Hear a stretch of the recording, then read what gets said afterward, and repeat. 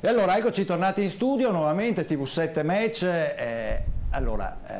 Noi come sempre in apertura di trasmissione abbiamo il nostro spazio per le ricorrenze storiche, per i fatti che hanno segnato la nostra storia, il nostro paese e non solo il nostro paese. Allora andiamo subito con la sigla così di Memorandum, così sappiamo di che cosa andremo a parlare in apertura. Tra poco, vediamo.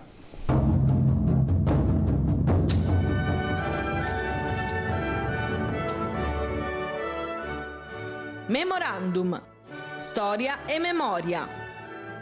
11 luglio 1979. Giorgio Ambrosoli viene assassinato sotto casa a Milano. Era il commissario liquidatore della banca privata italiana, istituto portato al crack finanziario dal banchiere siciliano Michele Sindona.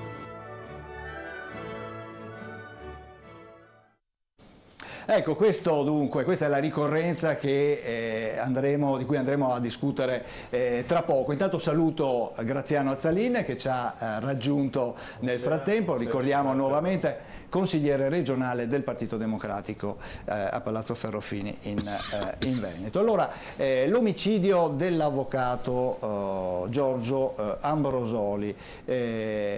Allora, introduciamo l'argomento con questo breve servizio, vediamo. 11 luglio 1979. Giorgio Ambrosoli, avvocato ed esperto in liquidazioni coatte amministrative, sta rientrando a casa quando viene avvicinato da uno sconosciuto davanti al portone d'ingresso. Il killer si scusa e poi lo uccide con 4 colpi di pistola. Dal 1974 Ambrosoli era commissario liquidatore della banca privata italiana, istituto portato sull'orlo del crack finanziario dal banchiere siciliano Michele Sindona. Ricostruendo i movimenti e le manovre finanziarie di Sindona, Ambrosoli era riuscito a ricostruire e a mettere in luce un sistema articolato fatto di mafia, partiti e massoneria. Malgrado le intimidazioni e le pressioni anche politiche molto forti, Ambrosoli aveva però concluso la sua inchiesta e avrebbe dovuto sottoscrivere una dichiarazione formale il giorno dopo, il 12 luglio 1979.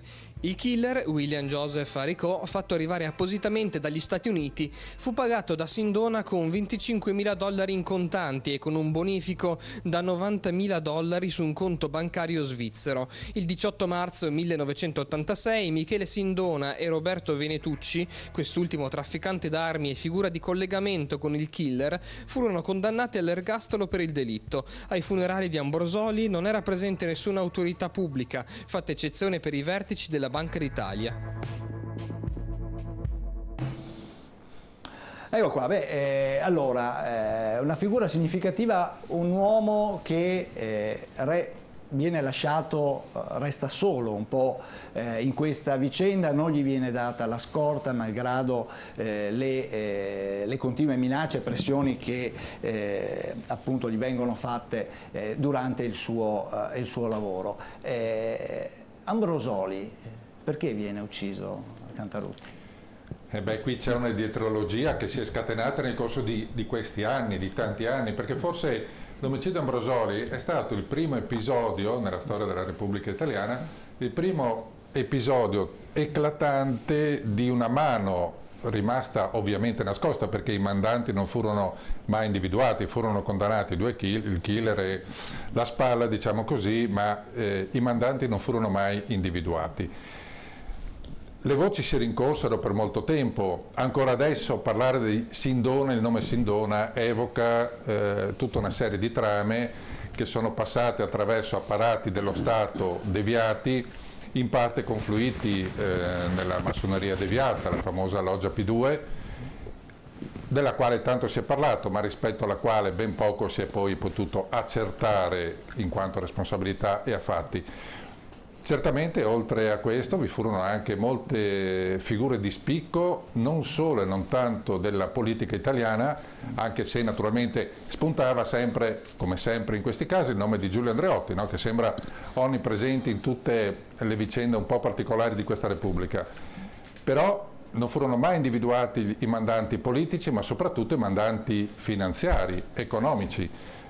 Poco dopo l'omicidio dell'avvocato Ambrosoli ci fu anche il, tra virgolette lo dico, suicidio di Calvi trovato impiccato sotto il ponte dei Frati Neri, Blackfriars, a Londra, ma in realtà è uno dei tanti misteri di quella storia italiana. Io ho un ricordo abbastanza così particolare. Ho fatto parte per un paio d'anni della commissione d'inchiesta per la mancata individuazione dei responsabili delle stragi dal 94 al 96, e mi ricordo che un bel giorno, cercando di capirci qualcosa, chiesi agli addetti dell'archivio di poter visionare la documentazione relativa alla strage di Ustica. Non vado fuori tema, ma solo per dire che cosa, che mi trovai davanti a un indice. Solo l'indice degli atti era composto, se ricordo bene, da circa 1200 pagine di indice. È chiaro che non si è mai voluto indagare fino in fondo sulla vicenda Sindona, perché faceva evidentemente molto comodo a tutti mettere, è il caso di dirlo, una pietra tombale sulla vicenda di Sindona. Troppe sarebbero state le responsabilità accertate. Lei prima ha citato Giulio Andreotti, e proprio in un'intervista Andreotti c'è una frase celebre a proposito. Se l'è andata a cercare. Esattamente, c'è Ambrosoli, è uno che se l'è andata a cercare. Onorevole Preto, allora un'altra figura, io dicevo prima, lasciata sola dallo Stato, così come è avvenuto per Falcone e Borsellino, anche questa figura non gli viene data la scorta, lavora da solo praticamente, e però va avanti nel suo lavoro fino in fondo, pur sapendo che probabilmente avrebbe avuto delle conseguenze. Sì, è una vicenda assolutamente triste, quella che giustamente questa sera abbiamo ricordato, l'omicidio di una persona che ha cercato di fare il suo dovere fino all'ultimo, che è andata contro un sistema sicuramente forte, sicuramente pericoloso, e che ha comunque avuto il coraggio e la determinazione di andare a svelare alcuni intrecci che evidentemente aveva trovato fra politica, massoneria e appunto anche mafia. Per cui penso che figure di questo tipo, come quelle che poi lei ha citato di Falcone e Borsellino, debbano essere ricordate anche in occasioni come questa, in occasioni in cui si parla di vicende politiche completamente diverse, si parla di situazioni politiche completamente diverse, però da questa storia penso che dobbiamo imparare qualcosa, cioè imparare che la politica deve essere diversa, che la storia d'Italia per fortuna oggi è diversa, e da queste vicende sicuramente dobbiamo trarre un insegnamento profondo. Certo, Azzalin. Sì, come hanno detto chi mi ha preceduto, insomma, sostanzialmente siamo negli anni bui della Prima Repubblica, insomma, cioè, quindi questo omicidio in qualche modo messo in luce un po' quello che era l'intreccio, insomma, che c'erano anche componenti dello Stato, cioè il fatto che lei ha citato la frase famosa di Andreotti, anche se poi ritrattata, no? Se l'è andata a cercare, ma direi ancora più grave l'assenza dello Stato ai funerali, insomma, no? Cioè, quindi questo testimonia come quell'indagine, il fatto di non aver ceduto, perché poi si è risaputo anche che ebbe delle pressioni perché in qualche modo fossero concessi dei prestiti, in qualche modo fosse sistemata l'affare Sindona più che scavato su quello che invece aveva determinato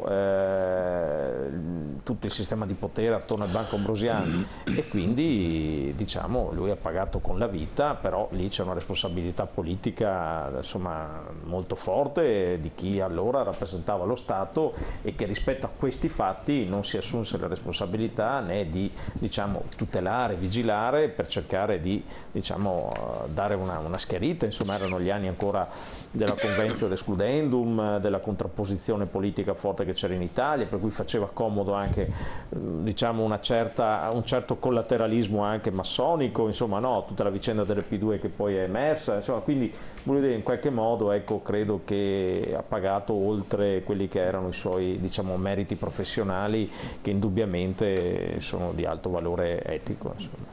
Certo. Ermanno, massoneria, mafia, politica, è sempre la colpa loro. Se voi osservate, qualsiasi cosa succede è sempre la mafia, la massoneria, la politica, ma i fatti non si vanno a cercare. Quindi andiamo a trovare il nome e il cognome di chi gestiva tutta questa operazione, ed è Sindona. Ma Sindona non lavora da solo. Sindona viene pilotato dalla mafia americana perché è in stretto contatto la mafia americana con la mafia siciliana, e sappiamo per certo che a quell'epoca il più grande centro di produzione della droga si trovava proprio in Sicilia. Il problema era trasferire i soldi dagli Stati Uniti alla Sicilia e viceversa. Sindona si presta a fare questa operazione perché compra anche banche americane e quindi riesce a fare tutto in casa, andata e ritorno, e quindi riesce ad adempiere a tutti i vari, alle varie necessità. Ovviamente sono operazioni molto complicate e difficilmente poco trasparenti, ma ovviamente quando uno ha il cordone della borsa in mano, ci mette la mano dentro e si porta via pure anche il contenuto, e quello succede con Sindona. Le banche soffrono di mancanza di liquidità e quindi chiaramente vanno in crisi, ma non è una crisi, diciamo, voluta, è una crisi che comporta tutta una serie di giri di affari dove c'è dentro anche quello che salterà fuori successivamente, lo IOR e tutto il resto. Quindi, e gli americani ci sono dentro, e ci sono dentro la maggior parte delle entità che si muovono in questa direzione. È qui che nasce l'idea da parte degli Stati Uniti di mettere in piedi un pool di magistrati che potesse andare contro la mafia dell'epoca. È qui che nasce Falcone e Borsellino. E quindi è qui che loro si mettono nell'ordine di idee e vengono addestrati dagli americani come fare per riuscire a incastrare determinati personaggi della mafia, perché vogliono tagliare, decapitare la mafia americana.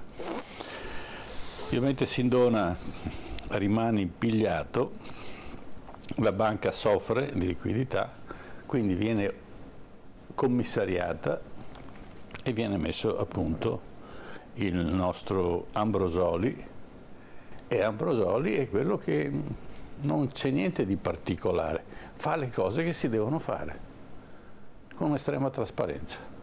Collega Stati Uniti, Italia, altri paesi in tutto questo giro d'affari.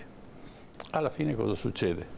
Succede quello che è successo un anno prima, alla vigilia del compromesso storico viene ammazzato Aldo Moro.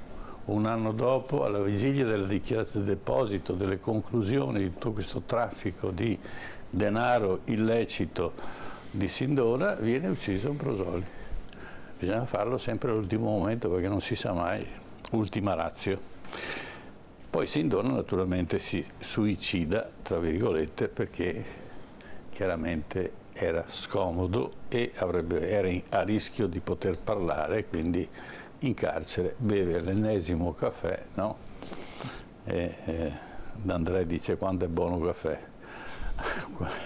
E quindi beve il caffè e passa dalla parte dei più, e di conseguenza a questo punto non succede che viene preso la pratica e data mano a un altro del livello di Ambrosoli.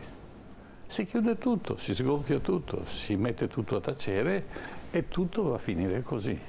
E questa era l'operazione tipicamente italiana dell'epoca, dove ancora adesso gente che viveva a quell'epoca dice ma a quell'epoca forse stava bene, c'erano meno scandali. In realtà gli scandali c'erano, ma la stampa, la comunicazione, la televisione, che allora era la RAI che gestiva tutta la comunicazione televisiva, perlomeno per la maggior parte, non ne parla, non si prende carico di portare avanti l'indagine, non vanno a cercare nulla, quindi tutto si affloscia e finisce con la morte di Ambrosoli. E questo è stato uno dei tanti drammi, poi ne verranno degli altri, perché chiaramente questa situazione è solo l'inizio, il primo anello o comunque un anello intermedio di una catena che dura ormai da anni.